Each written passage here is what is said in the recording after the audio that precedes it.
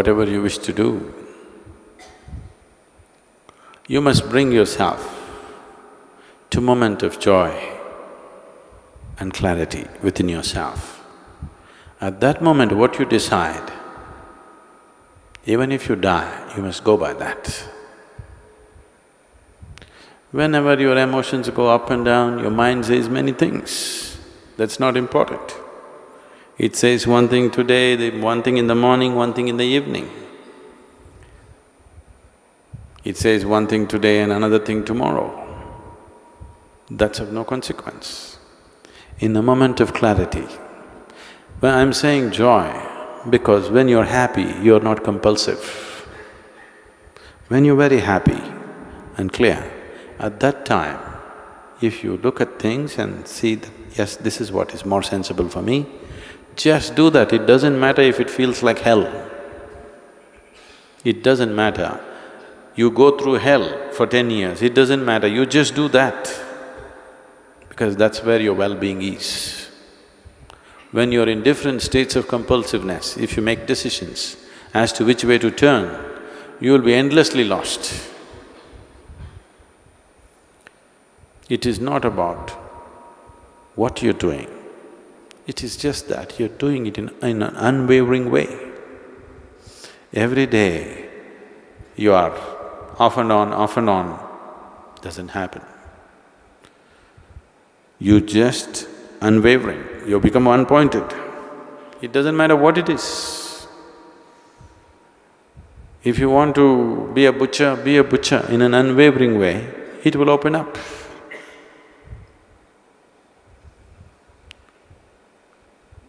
Just not wavering for a moment, what you have decided in a moment of clarity and joy, just sticking onto it without wavering a little bit, nobody can deny it to you.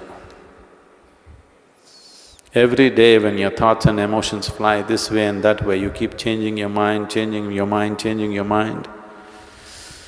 you will go in circles, endlessly in circles. Because one who changes direction too often obviously is not interested in going anywhere, isn't it? You know, this is…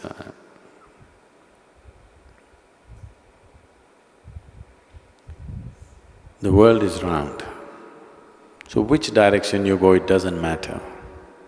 As long as you go without changing direction, you'll make the journey, isn't it? You'll complete the journey, isn't it? If you change your direction, it'll put you into an endless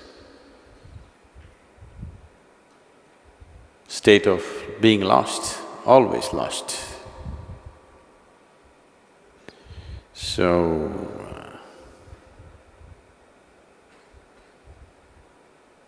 you want to be there, no problem. You want to be here? Be here.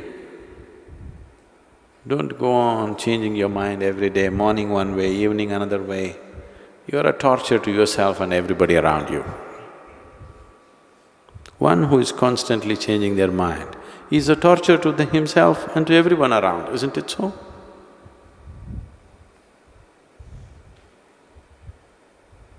Right now you're thinking, tomorrow morning, I'm going to do my yoga. Tomorrow morning, when the dawn at 5 o'clock in the morning, I hear it every day, I don't know how many of you hear it. The moment it goes down, maybe we should beat a drum. Then your body says, to hell with this yoga, all I want to… It keeps changing, its priorities keep changing and changing and changing. There is another way to live.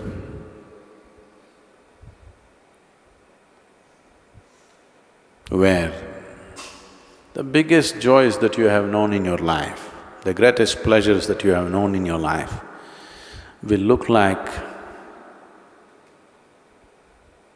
will look like ants' pleasure. This being is capable of that. when it… when it comes to body and mind, we're all differently capable. No two bodies are equally capable, no two minds are equally capable. But when it comes to this being, every being is equally capable of containing the very existence within himself. Scientists are saying it's ever expanding. How to contain it? That's the whole beauty of it. That which is endless, that which is eternal, that which is boundless, and that which is always expanding, that can be contained in this being. About that, no two beings are differently capable. Every being is equally capable. It doesn't happen because you keep changing direction. Wherever you find a little niche which is comfortable, you try to settle down there. This so-called getting civilized has become a huge detriment for spiritual process.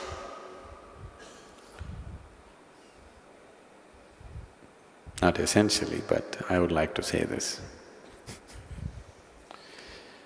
Because if you were a nomad, you know nomad means what? That means you're not mad.